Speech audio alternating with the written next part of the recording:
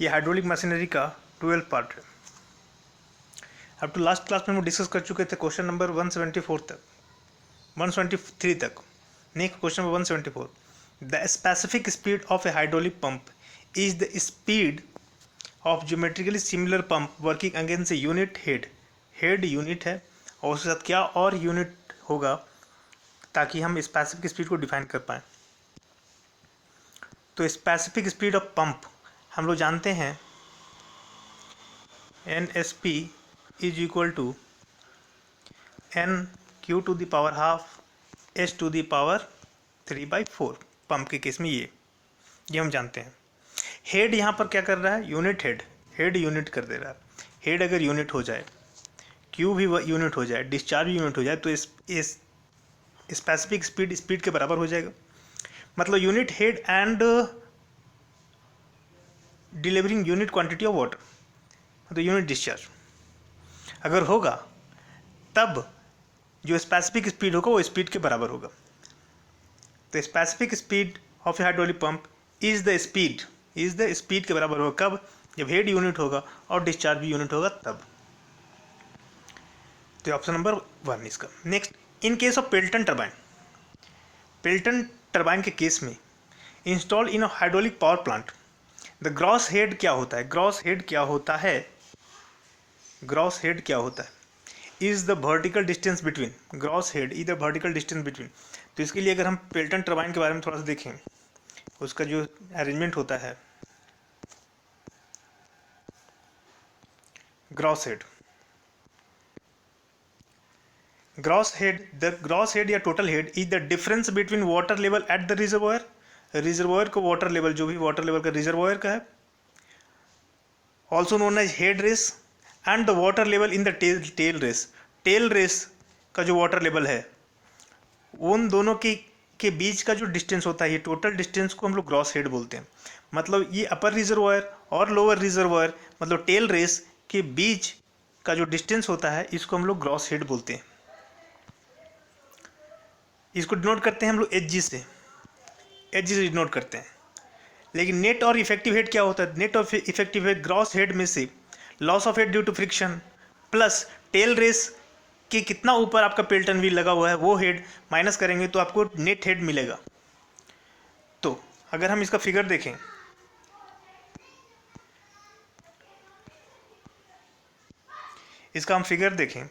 तो ये आपका टेल रेस का लेवल है और ये आपका हेड रेस का लेवल है। हेड रेस से टेल रेस के बीच जो होगा उसको हम लोग बोलते हैं ग्रॉस हेड।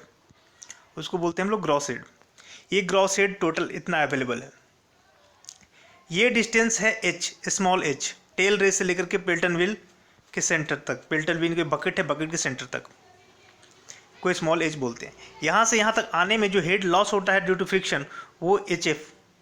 तो ये net head available at the inlet to the bucket के इनलेट में जो नेट हेड अवेलेबल है कैपिटल H, वो कितना के बराबर होगा, तो capital H is equal to HG। Total head कितना था, ग्रॉस हेड HG था, उसमें से HF head loss due to friction HF minus हो गया, प्लस ये टर्म जो H स्मॉल h है वो भी माइनस करेंगे हम, तो हमको ये total head, net head across the runner आपको मिल जाएगा।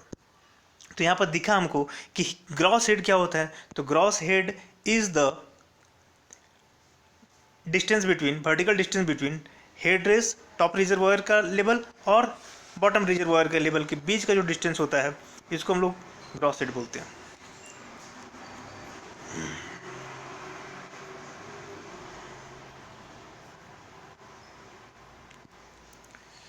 तो in case of Pelton turbine install in a hydraulic power plant, the gross head क्या होता है, तो ग्रॉस हेड होता है reservoir level and tail race, option number D. जबकि आपके बुक में कुछ और दिया होगा, लेकिन ऑप्शन नंबर डी अभी हम लोग देखें कि रिजर्वोयर लेवल और टेल रेस के बीच होता है। नेक्स्ट है स्पेसिफिक स्पीड का बात कर रहा है, तो स्पेसिफिक स्पीड किसका क्या होगा, ये स्पेसिफिक स्पीड ऑलरेडी हम याद कर चुके हैं, लेकिन यहाँ पूछ रहे हैं MKS सिस्टम में। तो सारे यूनिट को वहाँ जो था आपका SI यूनिट में था, SI यूनिट को MKS सिस्टम में बदलने की ज़रूरत नहीं है, क्योंकि बदलिएगा तो बहुत टाइम लगेगा।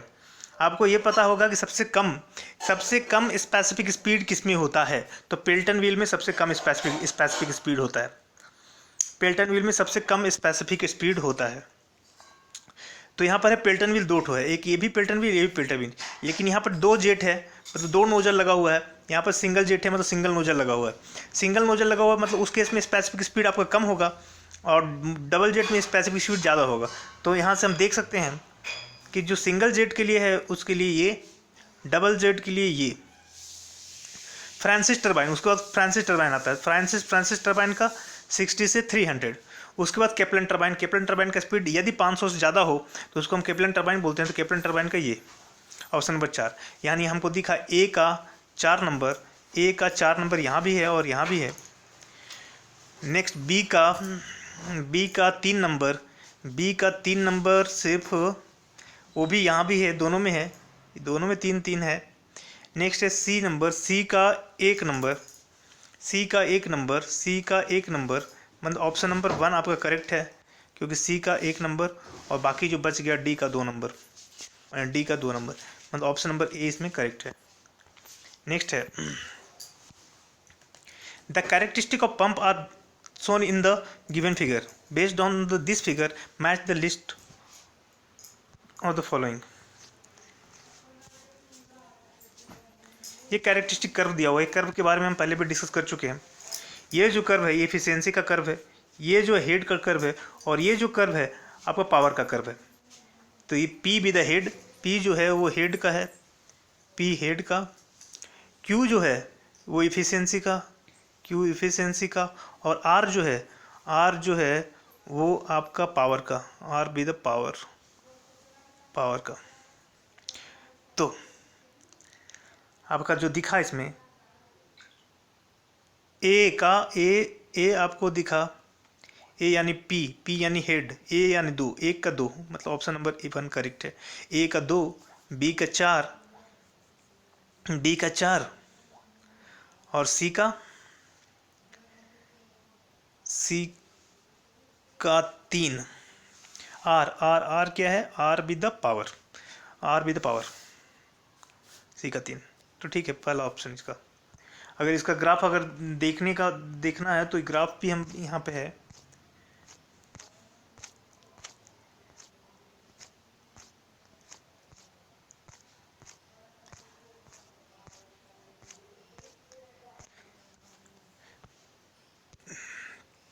ये रहा हेड का, ये रहा पावर का तीनों, बैकवर्ड कर्व, फॉरवर्ड कर्व, तीनों के लिए पावर का।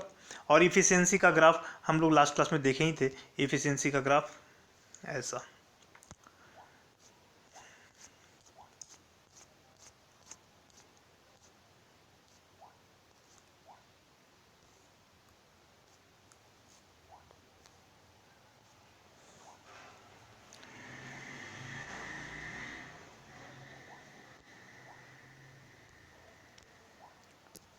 इन hydraulic power station has the following major items in the hydraulic circuit.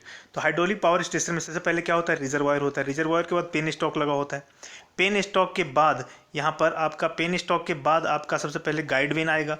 Guide when के बाद आपका रनर आएगा, और रनर के बाद, तो ये हम पहले भी देख चुके हैं, this is the penstock. अगर इसको हम पहले देखें, this is scroll casing, this is guide vane, this is scroll casing, this is guide vane, this is runner, this is draft tube. तो पेन स्टॉक ये पहले यानी कि पेन स्टॉक 4 नंबर पे, ये पेन स्टॉक ये लंबा सा पाइप जो होता है लगा होता है वो पेन स्टॉक होता है, मतलब 4 नंबर, 4 से स्टार्टिंग ये भी हो रहा है, ये भी हो रहा है। 4 के बाद आपका 5 नंबर, अगर स्क्रॉल केसिंग को देखें तो स्क्रॉल केसिंग 4 के बाद 5 नंबर आता है। तो 5 नंबर कहीं 4 के बाद 5 नहीं है, मतलब स्क्रॉल केसिंग को वो सही से कंसीडर नहीं कर रहा है। नेक्स्ट इसके बाद है गाइड वेन। तो 4 के बाद 3 number guide when, 3 number guide when इसमें मिल जाएगा आपको। फिर 3 के बाद 2 नंबर रनर, रनर के बाद ड्राफ्ट ट्यूब। अब ड्राफ्ट ट्यूब के रनर के बाद स्क्रॉल केसिंग कंसिडर कर रहा है। तो यहाँ कहीं स्क्रॉल केसिंग कंसिडर कर रहा है, तो आपका ऑप्शन नंबर इसमें बी। थोड़ा गौर से देखिए इसको। नेक्स्ट है degree of reaction. Degree of reaction क्या होता है, डिग्री ऑफ रिएक्शन हम जानते हैं static head by total head, ये हम पहले भी देख चुके हैं। Degree of reaction for impulse turbine के लिए degree of reaction is equal to 0 होता है, और फॉर रिएक्शन टरबाइन के लिए डिग्री ऑफ रिएक्शन जो होता है 0 से 1 के बीच लाई करता है, ये हम पहले देख चुके हैं। तो ये होता है static head by total head.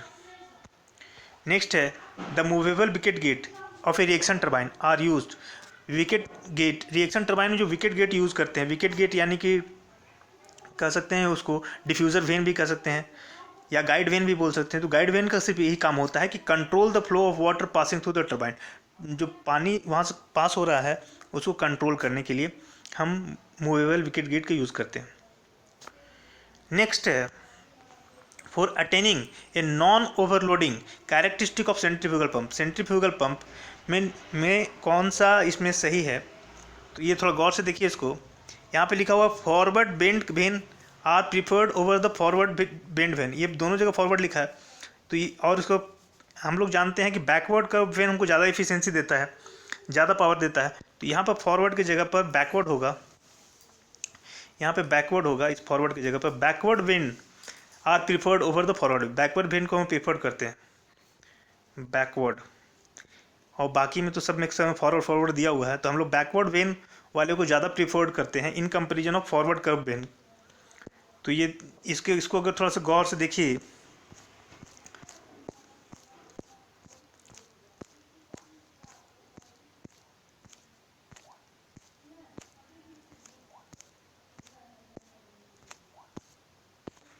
ये है आपका,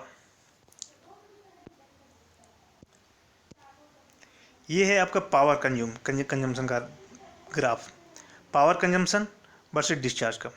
अगर हम बात करें इस कर्व का, this is the backward curve vane, this is the forward curve vane और this is the radial curve vane. तो अगर ये है डिजाइन पॉइंट, ये आपका डिजाइन पॉइंट का जो डिस्चार्ज है, सो अगर इस डिजाइन पॉइंट से कुछ डिस्चार्ज अगर बढ़ गया, खुदा न खास्ते अगर डिस्चार्ज थोड़ा बढ़ गया डिजाइन पॉइंट से, ज़्यादा डिस्चार्ज हमको चाहिए, तो उस केस के लिए हमको ज़्यादा पावर देना पड़ेगा, उस केस के लिए हमको ज़्यादा पावर देना पड़ेगा। अगर घट गया डिस्चार्ज पॉइंट से तो हमको कम पावर देना पड़ेगा। तो यहाँ पर जैसे ज़्यादा खर्च करना है तो भी हमको ज़्यादा पावर देना है, और कम तो भी हमको कम पावर जरूरत पड़ता है। इन case of radial curve when में भी अगर देखते हैं तो this is the design point, design point से अगर हमको ज़्यादा पावर चाहिए तो उस केस में ज़्यादा डिस्चार्ज चाहिए, तो ज़्यादा डिस्चार्ज के लिए हमको ज़्यादा पावर देना पड़ेगा, ज़्यादा पावर देना पड़ेगा। और डिजाइन पॉइंट से अगर कम डिस्चार्ज चाहिए, इतना डिस्चार्ज चाहिए, तो उसमें भी हमको कम डिस्चार्ज देना पड़ेगा। लेकिन इन case of backward curve when को अगर गौर से देखिएगा, तो बैकवर्ड कर्व वेन में अगर डिजाइन पॉइंट से हमको ज़्यादा डिस्चार्ज चाहिए तो पावर घट जाएगा, और डिजाइन पॉइंट से कम डिस्चार्ज चाहिए तो भी पावर आपका थोड़ा सा घटेगा, मिनिमम घट जाएगा। अगर डिजाइन पॉइंट में एक कर्व थोड़ा मैक्सिमम होता है डिजाइन पॉइंट पे, तो दोनों ही केस में यहाँ पर घटता है। इसलिए बैकवर्ड कर्व वेन को हम लोग प्रीफर्ड करते हैं इन कंपेरिजन ऑफ फॉरवर्ड और रेडियल कर्व वेन के कंपेरिजन में। तो यहाँ एक बात तो क्लियर है कि बैकवर्ड कर्व वेन को प्रीफर करते हैं। तो यहाँ जो ऑप्शन दे रहा है सेंट्रीफ्यूगल पंप के केस में,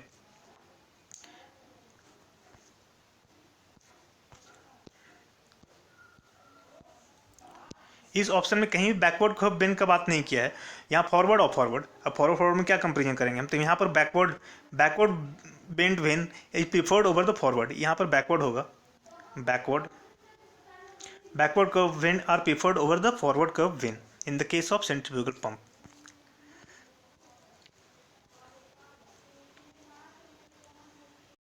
नेक्स्ट क्वेश्चन नंबर 182, द कह रहा है the specific speed of turbine is defined as the speed. तो स्पेसिफिक स्पीड का फॉर्मूला टरबाइन के लिए होता है n p to the power half by h to the power 5/4, ये होता है। अब चूंकि यहाँ पर बोल रहा है such that same as homologous series, क्या क्या इसमें यूनिट करेंगे, तो एच हेड और पावर को यूनिट कर देंगे। अगर एच के जगह पर 1 लिख देंगे और पावर की जगह 1 लिख देंगे तो NST n के बराबर हो जाएगा।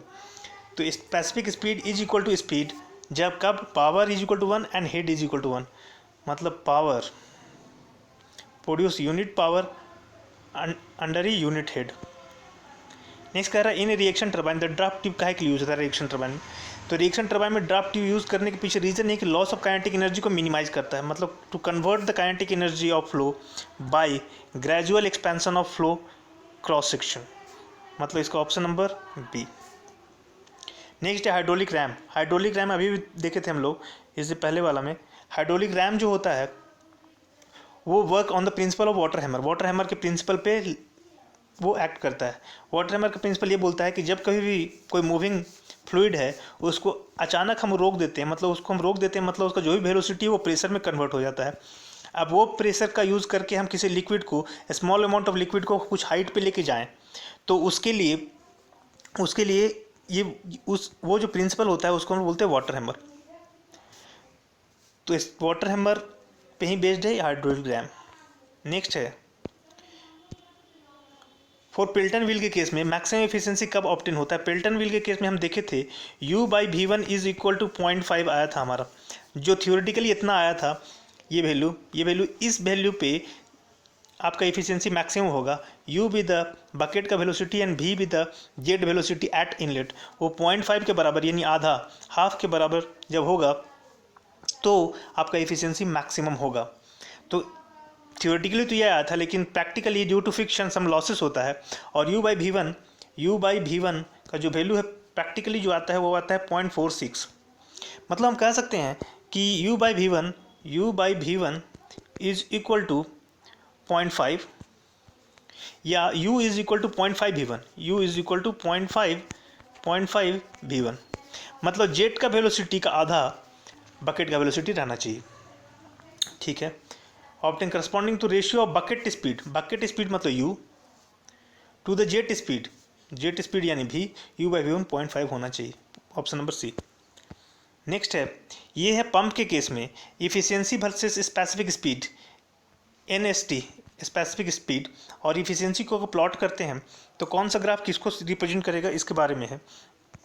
तो इसके लिए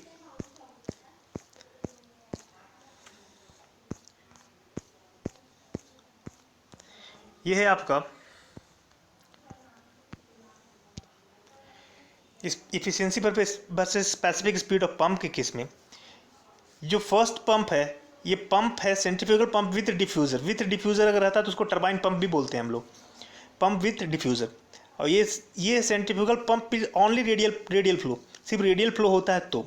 और हम लोग जो सेंट्रीफ्यूगल पंप पढ़े हैं उसमें रेडियल प्लस टेंजेंशियल दोनों कंपोनेंट होता है इनलेट में, तो उसको सेंट्रीफ्यूगल पंप बोलते हैं। तो सेंट्रीफ्यूगल पंप में अगर डिफ्यूज़र यूज़ कर रहे हैं तो उसका ये, अगर डिफ्यूज़र नहीं यूज़ कर रहे हैं सिर्फ रेडियल है तो ये, और अगर सेंट्रीफ्यूगल पंप है मिक्स्ड फ्लो है रेडियल प्लस टेंजेंशियल है तो ये, और अगर एक्सियल पंप है तो उसका ये ध्यान रखना है।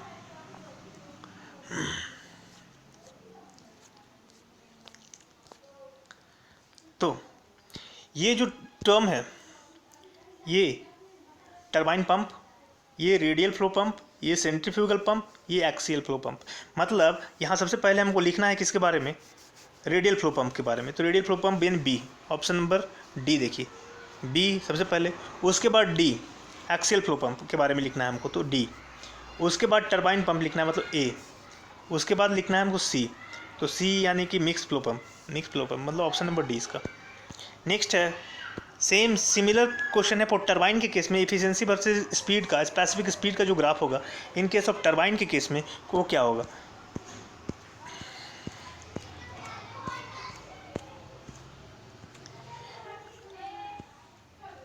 टरबाइन के केस में ये है पिल्टन व्हील का, ये है फ्रांसिस टरबाइन का, और फिर एक्सियल फ्लो टरबाइन में कैप्लन टरबाइन या प्रोपेलर टरबाइन। तो सबसे पहले पिल्टन, फिर फ्रांसिस और फिर axial flow turbine. Efficiency versus KST specific speed of turbine.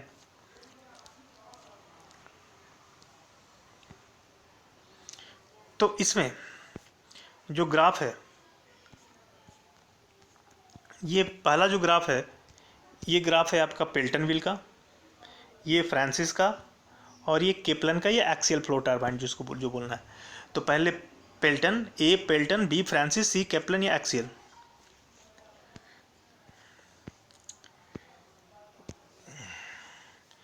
तो सबसे पहले यहाँ लिखना है प्रोपेलर, तो प्रोपेलर मतलब एक्सियल फ्लो टरबाइन। तो एक्सियल फ्लो टरबाइन कौन होगा, C with axial flow turbine, C with axial flow turbine. फिर फ्रांसिस यानी बी, और फिर पिल्टन यानी ए, माने ऑप्शन नंबर बी।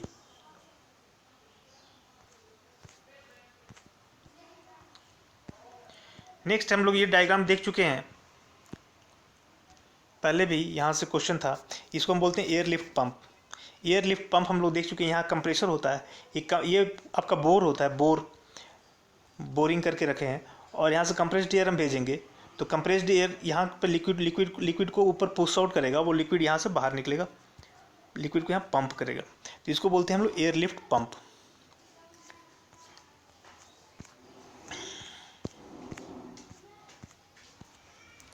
ये है आपका एयर लिफ्ट पंप।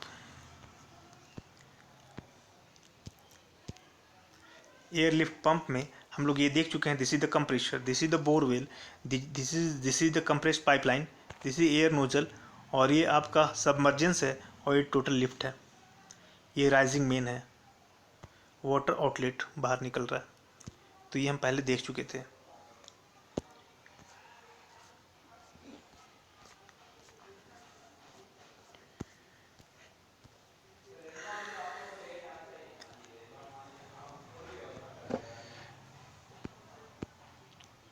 ये हेड वर्सेस स्पेसिफिक स्पीड का ग्राफ है।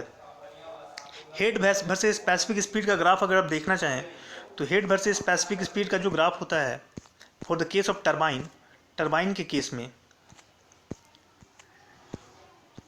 यह है आपका हेड वर्सेस स्पेसिफिक स्पीड का डायग्राम।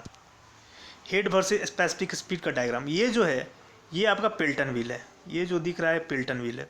उसके बाद जो दिख रहा है फ्रांसिस दिख रहा है, उसके बाद जो दिख रहा है कैप्लन दिख रहा है। यहाँ पर जो ग्राफ है वो ग्राफ आपका इस तरह का है। ये रीजन जो होगा वो पिल्टन व्हील का रीजन है, और ये रीजन फ्रांसिस वाला रीजन है, और ये केप्लन वाला रीजन है, और प्रोपेलर यहीं पे, केप्लन के बाद प्रोपेलर वाला रीजन है।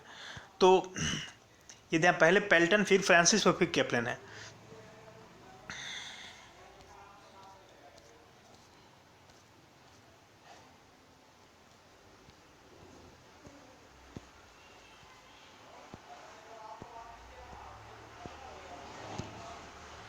तो रीजन ऑफ लाइक केप्लन कौन सा होगा इसमें, तो केप्लन सी वाला, केप्लन पहले सी आ गया। फिर कौन, पिल्टन कौन वाला, ए वाला, ए आ गया। फिर फ्रांसिस कौन, बी वाला, और फिर प्रोपेलर कौन, डी वाला, C A B D, option number D. Next है, ये तो हम पहले भी देख चुके हैं। प्रोपेलर जो होता है एक्सियल फ्लो होता है, लेकिन उसमें जो वेन होता है वो फिक्स होता है, वेन फिक्स होता है। और केप्लन जो है वो भी एक्सियल होता है, लेकिन एडजस्टेबल ब्लेड होता है उसमें। केप्लन का बात कर रहे हैं। फ्रांसिस जो है इनवर्ड फ्लो टरबाइन है, और पिल्टन जो है वो टेंजेंशियल फ्लो इम्पल्स टरबाइन है। तो सबसे पहले ए का 3 नंबर यहाँ भी है और यहाँ भी है। बी का एक नंबर आपका यहाँ है, ऑप्शन नंबर डी में। सी का 4 नंबर भी है, और उसको डी का 2 नंबर, मतलब ऑप्शन नंबर डी इसका होगा।